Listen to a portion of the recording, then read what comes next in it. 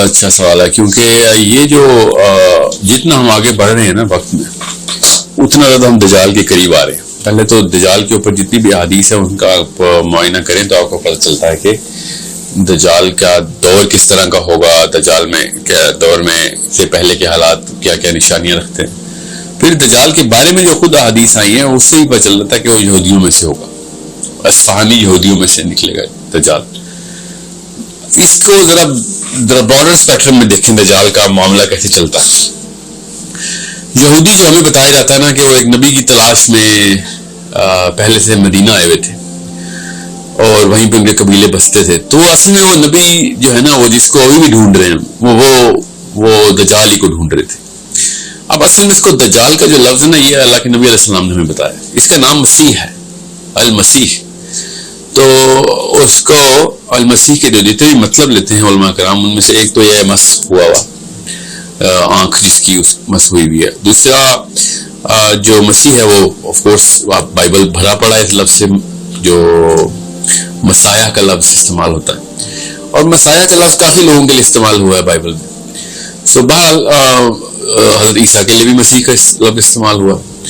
تو آپ کو یہ بات اس پرسپیکٹو میں دیکھنی پڑے گی کہ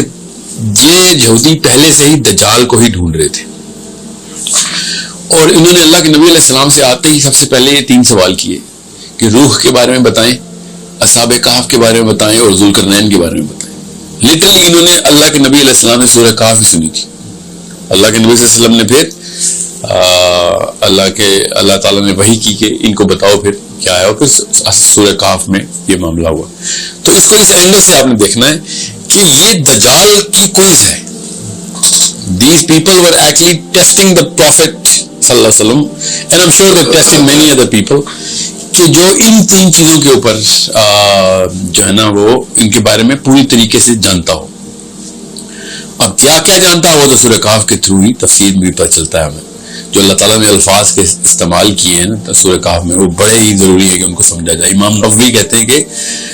سورہ کہف کے اندر ایسی چابیاں ہیں کہ غور کرنے والوں کو چابیاں مل جاتی. دجال کا لنک سورہ کہف سے اس طریقے سے نظر آئے گا کہ یہودیوں نے آ کے اپنے دجال کی شناخت کے لیے پروفیٹ صلی اللہ علیہ وسلم سے صحاب کہف کا اور ذوالقرنین کا جو سوال کیے 2-3 میں سے 2. اچھی روح کا بھی اسی میں ایک کانسیپٹ پورا کا پورا ہوتا رہتا ہے, مگر یہ تو لٹرلی نام سے ہی بتایا نا کہ بتائیں ان پیپل آف دا کیو کے بارے میں بتائیں, اور پھر ذوالقرنین کون تھا کیا تھا. تو یہ صحابہ کرام کو بھی نا ہمیں یہ پتا کرنا پڑے گا کہ صحابہ کرام کیا کس طریقے سے دیکھتے تھے پھر ذوالقرنین کو اور اصحاب کہف کو. سو اس سے آپ کو لنک کلیئرلی نظر آ جائے گا کہ دجال اور سورہ کہف کا تعلق کیا. حالانکہ سورہ کہف کا کوئی تعلق نہیں ہے ان ٹرمز آف کہ کوئی چیپٹر دجال کے بارے میں باندھا گیا ہو, مگر حدیث سے پتہ چل جاتا ہے کہ یہودیوں نے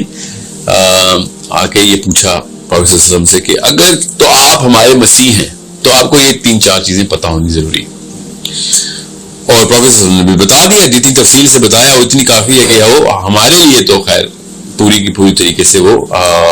جو ہے نا وہ سمجھ آ جاتی ہے بات. یہودیوں کو کیا سمجھ آیا کیا نہیں وہ تو اللہ نے کہہ دیا تھا کہ پہچانا تم یہ گئے ہیں جس طرح باپ اپنے بیٹے کو پہچانتا ہے. پھر حضرت جویریہ کے جو حدیث ہے کہ جب وہ تھی جو ٹاپ عالم تھے اہل یہود کے, ان کی بیٹی تھی, ان کے ابا جی اور ان کے چچا جو تھے نا وہ یہ اللہ کے نبی صلی اللہ علیہ وسلم سے یہ سارے سوالات کرنے کے لیے.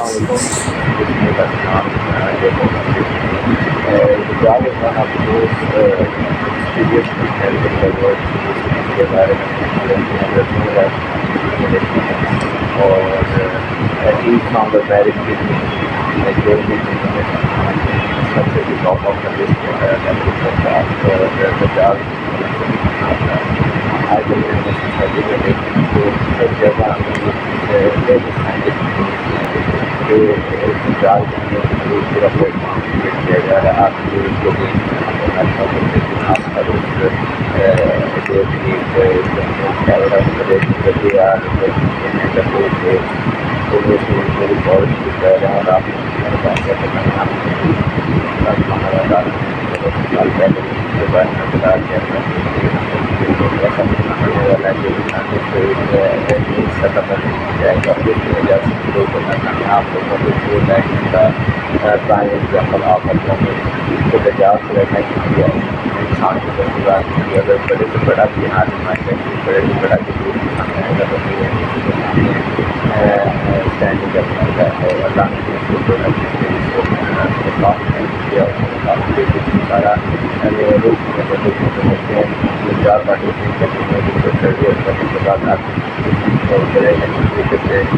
ویریفائی کر سکتے ہیں آپ ٹریول اور